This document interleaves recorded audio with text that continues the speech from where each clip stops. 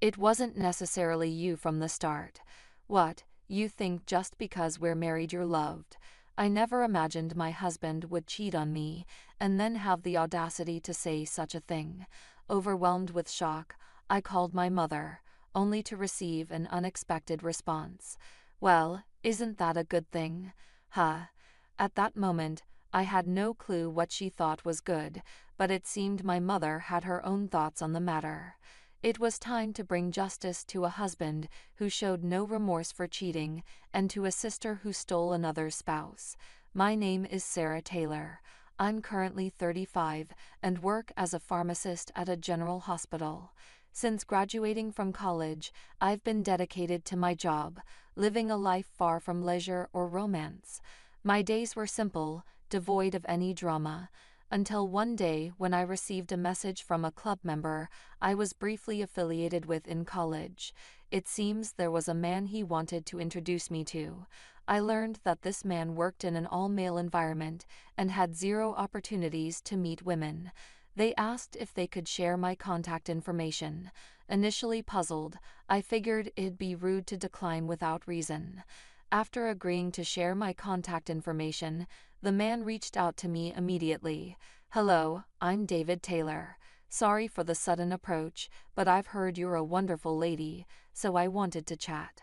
I hope you don't mind me sharing your contact info." Our conversations via email and phone were lively, and soon David and I started dating. My first impression of David was of a man who took charge. He was meticulous in planning our dates and always put ladies first. It felt as if I was being treated like a princess, and my daily life seemed to be colored full of roses. "I promised to make you happy. Please be with me. Let's get married." "Yes, I'd love to." So, I got married at 33, but since our wedding, I began to notice David changing. Having lived alone for a long time, David had established his own routines. Of course, I had my own habits from living solo, but as a couple, I tried to make adjustments to ensure we both lived harmoniously. Often hearing David complain about his tiring work, I took it upon myself to handle chores like cooking, cleaning, and laundry. However, this might have backfired. Before I knew it, David seemed to have adopted the mindset that household chores aren't his job. I was going to take a bath, but what's this? There's trash in the drain. "I'm sorry, I'm cooking right now and can't step away. Would you mind cleaning it up?" "What? Why do I have to clean right after coming home from work?" With a click of his tongue, David began preparing to go out somewhere. "Hey, what's up? Dinner will be ready soon. Why are you ordering me around? It's really off-putting." "Ordering you? I didn't. Besides, where are you going this late?" "Anywhere I want.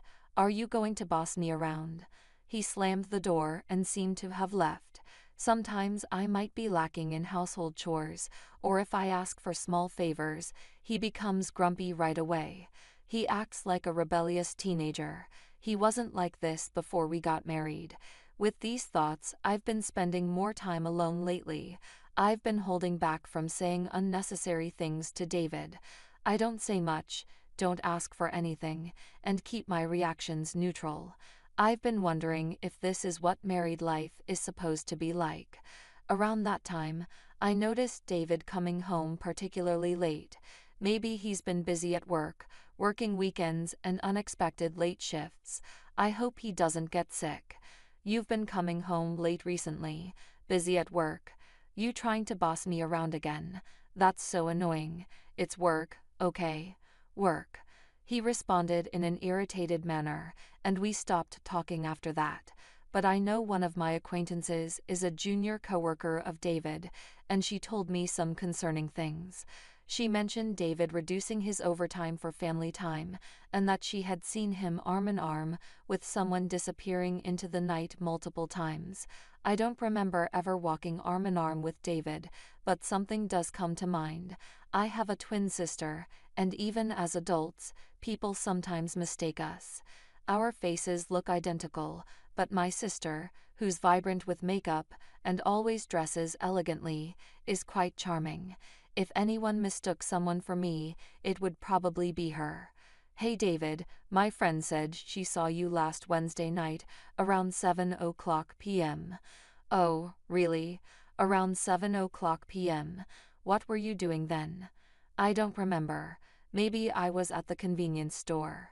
As he said this, not taking his eyes off his phone, I noticed his fingers trembling. I decided to be direct. She said you were walking arm in arm with me, but I was working late that day. What are you trying to say? Spit it out. Have you been seeing my sister Scarlett behind my back? So, what's your point? When I confronted David about cheating, he started saying things I never expected. Suddenly, he stood up from the sofa and glared at me. You know, it wasn't necessarily about you in the first place. What, you think just 'cause we're married means you're loved? What? I mean, when we were dating, didn't we get married because we loved each other? No way. Someone plain like you. You don't exactly stand out when you're beside me. Don't stand out, huh? So you think it's okay to cheat with my sister? While fiddling with his smartphone, David replied with a sigh. Look, I want to become an influencer someday, and looking good on camera matters, right? If I were to choose someone, it'd be Scarlett. What? Influencer? What are you talking about? Besides, you're a pharmacist, so even if I mess up, we won't have any financial issues. The unexpected comments kept coming, and I was having a hard time processing everything. So, are you saying our marriage is just a safety net? Kind of feels that way, doesn't it? So, you didn't marry me because you loved me. Don't flatter yourself too much. Who do you think would fall for a plain Jane like you? David gave a mocking smile, looking right at me. I've always thought this, but you don't really make an effort with your makeup or clothes. You just don't care, do you? Listening to this nonsense, I raised my voice. Then why don't you divorce me and marry Scarlett? You don't even understand how I feel. I don't care. I'm just with you, 'cause I want to achieve my dreams and have a good life. You should be thankful. What? How can you expect me to be grateful in this situation? David, with a smug look on his face, waved his hand dismissively and then returned his gaze to his smartphone. If I hadn't confessed to you, you'd probably still be single, right? Just stop making fun of me. I want a divorce right now. No way. I ain't going to divorce you. Plus, I don't know what our company and your parents would say. And of course, don't tell anyone about this. I was shaking with anger. After everything, you have the audacity to tell me not to speak out. Well, I doubt anyone would believe you anyway. My mind went blank with shock. I was all mixed up and couldn't think straight, but suddenly decided to call my mother, even though it was early in the morning. When I got married, she heard David's greetings and knew him well enough. I thought she would understand me with a brief talk. What's up calling so early, and are you crying? No, not really. Just spill it. What happened? Prompted by my mother, I explained everything that had happened. After listening to the story about David and Scarlett, she exclaimed loudly, "Well, that's good, isn't it?" Huh? I was puzzled, not understanding what she found good about the situation. Just lay off for now and leave David be for a bit. But just leaving him be. You chip away at these situations bit by bit. Taking my mother's advice, I decided to let David stew for a while. A few nights later, I met my mother at a cafe. "Is it okay for you to be out this late? Isn't Scarlett at home?" Scarlett said she's on a date. She mentioned something about a new boyfriend recently, but after hearing about Sarah, it made sense. So, she's been telling you she's going on dates when she heads out. Yeah, typical Scarlett stuff. I felt since high school that she's been a bit loose with her relationships, but I never thought it'd lead to this. My mother said, drinking her iced tea left in the glass. At once, we need to keep a close eye on those two. She started fiddling with her smartphone, but after a while, she looked up with a mischievous grin. Next time, bring David over to our place. I've already texted him. She showed me the text message on her phone. It mentioned needing help with shopping and the need for some muscle as she was planning to buy something heavy. Guys like him act all nice in public. Just ask for some help, and you'll see his true colors. I see. On the agreed day, I headed to my parents' house with David. On the way, it seemed like David suddenly remembered something and started speaking. Hey, I think you know this, but if you tell your parents about that incident, I won't let it slide. Even if you do, they probably won't believe it anyway. You've got to be kidding. Why on earth would I say that? What's in it for me? While discussing this, we arrived at my parents' house. David, it's been a while. I'm sorry for bothering you on your day off. It really helps that you came. No worries. I just wanted to be of assistance to you. My mother greeted David with a bright smile. Suddenly, as if she remembered something, she made a suggestion. Oh right, Scarlett got the day off from work too. She mentioned wanting to go shopping together. Would that be okay with you, David? Of course. Well, shall we head to the mall? The shopping center was about a 30-minute drive from my parents' house. Before we shopped, there was a place my mother wanted to go. Without hesitation, she briskly moved through the mall, and we ended up at a jewelry shop, hitting a special Valentine's Day corner. There was a flyer about a special gift for couples who wrote their wishes for love and a chance to win a grand prize through a lottery. I often see campaigns giving candies to kids who write their wishes, but I didn't know they have ones for adults too. It says couples and married folks can participate. Why not give it a shot, Sarah and David? You might get lucky. Seeing that poster, David began to back away hesitantly. Well, I'm not really into these seasonal promotions. Valentine's is all about love between couples. It's something couples and spouses should do together. While emphasizing spouses, my mother chuckled mischievously. I always knew my mother wore her heart on her sleeve, and she was definitely up to something. Realizing this, I decided to play along. Come on, let's give it a try. There's a lottery where 3 couples can win a luxury resort hotel stay. That resort hotel. You two never really had a proper wedding, so why not take some wedding photos there? I'm not much for photos, and we might not even win. We haven't won yet, but we might. Excuse me, ma'am. Before David could decline again, I called over a store employee and expressed our interest in participating in the Valentine's event. However, the employee's face turned sour upon seeing us. The flyer said couples and spouses can join. I'm sorry, but we don't allow second-time participants. Second time. This is our first time ever visiting this mall. Suddenly, I turned around and saw 2 people fidgeting. I couldn't believe it. When I looked back at my mother, she was asking the store clerk something. What do all participants in this promotion receive as a gift? It's this charm. It's a special design just for this year. Saying this, the clerk brought out a shooting star design charm that looked familiar. It was the same charm I had glimpsed on David's bag. I remember spotting it casually when I was observing a pouch I didn't recognize he owned. Could this be the shooting star on David's pouch? Hearing this, my mother immediately sprang into action. That's odd. Scarlett had something similar recently. Excuse me for a sec. As my mother said this, she reached into Scarlett's bag and pulled out a wallet. Just as I thought, it's attached right here.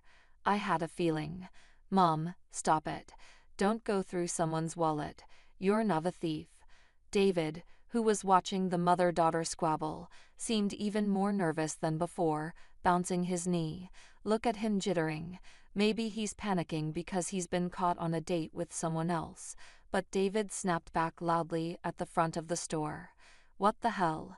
Just because of one accessory, you're going to make a big deal out of it. This sucks.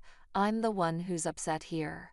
My mother smirked mischievously, putting a hand on David's shoulder.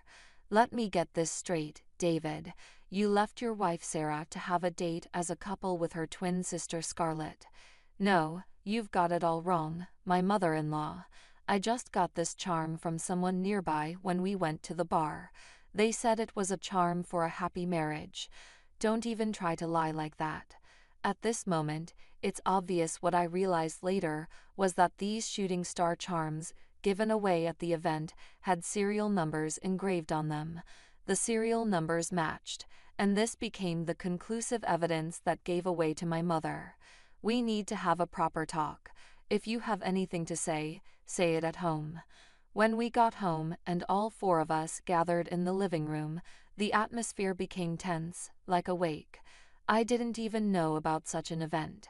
Mom, where did you hear about it? I got a tip from a colleague at work. Apparently, it's become a sort of power spot among those who cheat. They say if you can keep those matching items without getting caught, you're destined to be together. While discussing this, my mother addressed David and Scarlett. So, are you going to explain in detail, David? You're married to Sarah, but cheating on her. Besides, you're cheating with Sarah's twin sister Scarlett. Is that right? Well, yeah, something like that. I can't believe he's laughing it up at a time like this. But they're sisters, so I'm still your precious family, right? I mean, they're from the same family, so why bring up such an unpleasant topic? You hurt your wife and prayed at that place. Does that mean you're serious about it? Well, something like that. Scarlett is so feminine and lovely. She knows how to step back and let a man lead. Suddenly, David became talkative and began to spill the beans on why he cheated. For me, I was thinking I wanted to be with Scarlett from now on. Really, my mother just listened quietly to David's outrageous story without uttering a word. I couldn't bear just sitting and listening any longer when suddenly Scarlett leaned in closer. We are serious. I mean, Sarah got married first, but he truly loves me. He always tells me that. If you're that serious, then why not just get a divorce or remarry or whatever you want right now? David, taking my mother's words as a sign of permission, started to get carried away. So I appreciate your understanding. In the long run, my mother-in-law and Sarah, I'm going to remarry Scarlett, so this is it between me and you. It's not over yet. There are things that need to be settled, right? David seemed taken aback by my mother's words for a moment, but quickly resumed his smug grin. You're saying not to end it, but didn't you just forgive me for divorcing Sarah and being with Scarlett? But still, it's true I've borrowed money from Sarah within a certain range. But since I'm still part of the family after the divorce, don't you think returning it would be just silly and crass? Immediately after hearing David's words, Mother turned to me and asked, That's a valid point, isn't it? Hold on a second. I can't accept this. Divorcing without debt repayment or an apology and then remarrying. I've talked to a lawyer, one of my acquaintances. I showed them a loan book which I had prepared just in case. Following the advice of a lawyer, you're going to pay $40,000 to Sarah. She's earning her own money. Isn't that enough? Do you want more? You're such a greedy person. As the two argued loudly, my mother made a proposal. You're starting a new life together, and you don't want to give a huge sum like $40,000 to Sarah, who can earn her own money, right? That's right.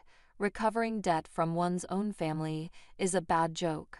Divorce is not a happy occasion, but Scarlett getting married is something to celebrate. I'll cover David's debt up to $330,000 for Scarlett. Mom, you're the best. I'm so happy.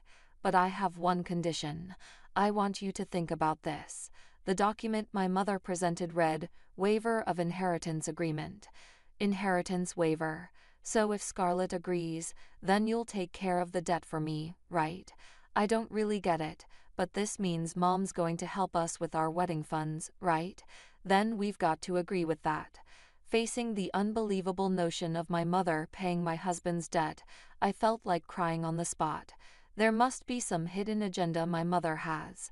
However, instead of helping me, who's been hurt by an affair and subsequent divorce, she's siding with my twin sister and cleaning up the mess. After ensuring that all the necessary procedures had been properly understood, my mother said we could end this matter when we reconvened after our lawyer told us the application was accepted. My mother muttered as if talking to herself, "Now that Scarlett has renounced inheritance, it'll belong to Sarah, I guess." Huh? Inheritance? Why bring it up now? Although David seemed utterly confused with countless questions floating in his head, Mother continued her soliloquy. The commercial building downtown, the apartment in the next town, the convenience store beside it, and this house too. I can't wait to see how much they'll be worth in the future. Hearing this, David and Scarlett abruptly stood up, causing a loud noise. "This is the first I've heard of this. You tricked us. If that's the case, I can help manage the properties or something." "What are you blabbering about? You think I'd trust someone who can easily betray others and then act all innocent? Why didn't you tell us? We lived together for so long, and you never mentioned it."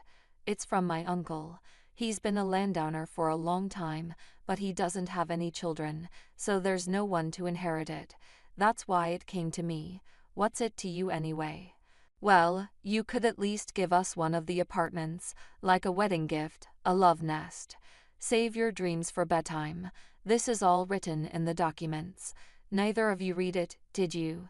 Maybe you two are a match in some weird way." My mother chuckled and stored the documents in a nearby safe.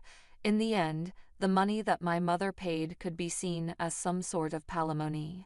"You have been a real pain, always relying on me, saying it's easier to stay at home, but living alone is scary, and strangers come around. You bring it upon yourself. You're always getting into some kind of trouble and bringing it home. It's been a real hassle." According to my mother, Scarlett had been reckless with her relationships even before adulthood, causing constant trouble. At that time, I was focused solely on my studies and started living alone when I went to college, so I wasn't very familiar with how my mother and Scarlett lived. But from what my mother said and how she said it was easy to imagine the difficulties. There was a time when 3 men claiming to have been duped by Scarlett stormed our home, and when she dated a married man, his wife came shouting at our doorstep. It's been hell. Isn't that the same as an affair, just like what she's doing now? I thought she had finally settled down, and then I heard about an affair with Sarah's husband. After my divorce was finalized, David and Scarlett filed their marriage papers and became a couple. But what really kept them going was the thrill of their secret relationship. Ever since David divorced me and started living together with Scarlett, aspects of each other that they didn't want to see or know about began to emerge. Every time it appeared, the relationship between them was getting more sour. Furthermore, it became widely known at David's workplace that he had divorced due to an affair.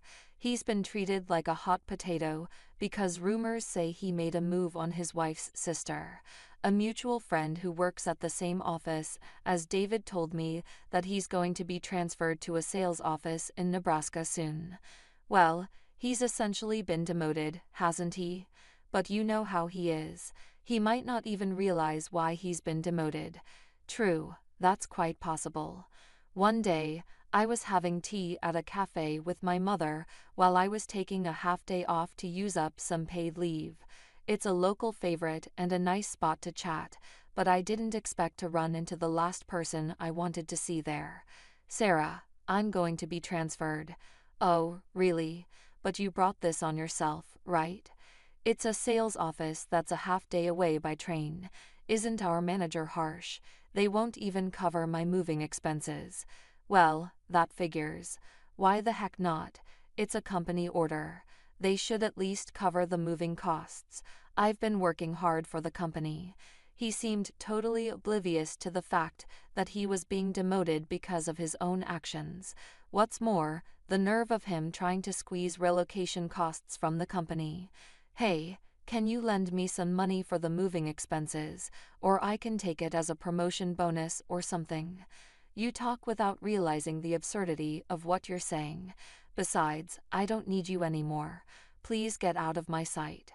Ever since I divorced David, my days have been like a breath of fresh air. Recently, I thought about trying something new. A comic I casually posted on social media turned out to be a huge hit. I never thought a comic about my sister taking away my husband, mixed with some fiction, would be read by so many people. I feel blessed to be able to take on new challenges, encouraged by warm messages from fans.